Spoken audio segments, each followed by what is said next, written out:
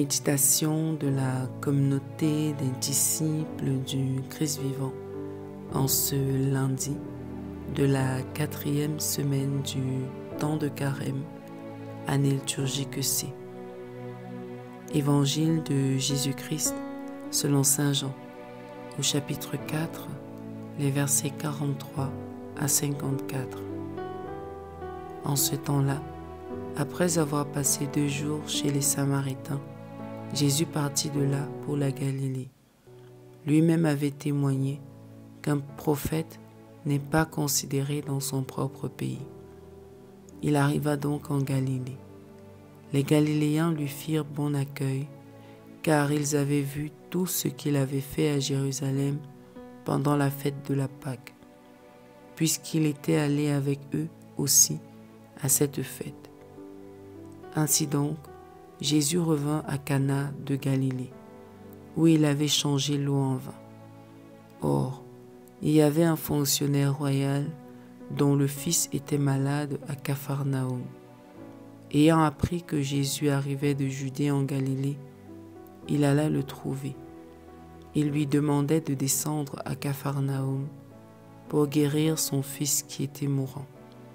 Jésus lui dit: « Si vous ne voyez pas de signes et de prodiges, vous ne croirez donc pas. » Le fonctionnaire royal lui dit: « Seigneur, descends, avant que mon enfant ne meure. » Jésus lui répond: « Va, ton fils est vivant. » L'homme crut à la parole que Jésus lui avait dite et il partit. Pendant qu'il descendait, ses serviteurs arrivèrent à sa rencontre et lui dirent que son enfant était vivant. Il voulut savoir à quelle heure il s'était trouvé mieux. Ils lui dirent: « C'est hier, à la 7e heure, au début de l'après-midi, que la fièvre l'a quitté. » Le père se rendit compte que c'était justement l'heure où Jésus lui avait dit: « Ton fils est vivant. » Alors il crut, lui, ainsi que tous les gens de sa maison. Tel fut le second signe que Jésus accomplit lorsqu'il revint de Judée en Galilée. Acclamons la parole de Dieu. Méditation. Frères et sœurs bien-aimés, bénissons le Seigneur notre Dieu, car aujourd'hui encore il nous comble de son amour et de ses multiples grâces. Dans le texte de l'Évangile de ce jour, le Seigneur nous invite à croire en lui et en sa parole qui est aussi performatrice que l'acte qu'il pose. Pour Dieu, dire c'est faire. Sa parole est en même temps parole et action. Voilà pourquoi il a suffi qu'il dise « Va, ton fils est vivant » pour que le fils du fonctionnaire se trouve guéri. Mais pour que ce miracle s'accomplisse, il a fallu que le Père croie et qu'il croie sans avoir vu. Alors que le Père était venu au départ simplement rechercher la guérison de son fils, le Seigneur lui reproche de ne pas croire, parce qu'il ne voit pas des signes. Ce reproche ne visait pas à le condamner, mais l'invitait à aller un peu plus loin dans sa vie de foi. Croire sans voir. Cet appel s'adresse à nous aujourd'hui. C'est un pas essentiel pour notre vie de foi. Il est en effet très facile de croire quand nous voyons des signes, quand nous recevons des grâces concrètes dans notre vie. Mais il devient très difficile de croire lorsque nous ne voyons rien, lorsque nous ne ressentons rien, lorsque nous sommes en période de désert spirituel. Il est difficile de croire quand nous sommes accablés par les épreuves et que nous ne trouvons pas de solution. Nos pensées vont dans tous les sens et nous gardons difficilement le regard fixé sur le Christ.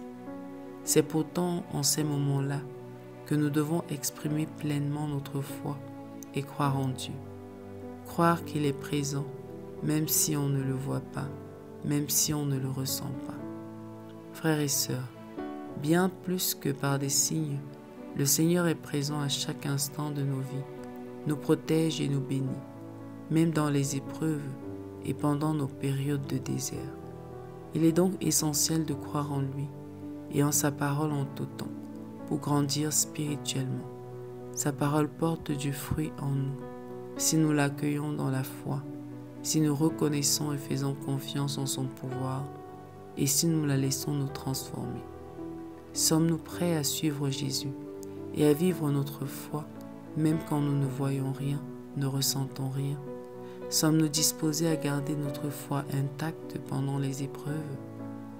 Que ces questions nous aident à entretenir notre foi et notre relation avec Dieu.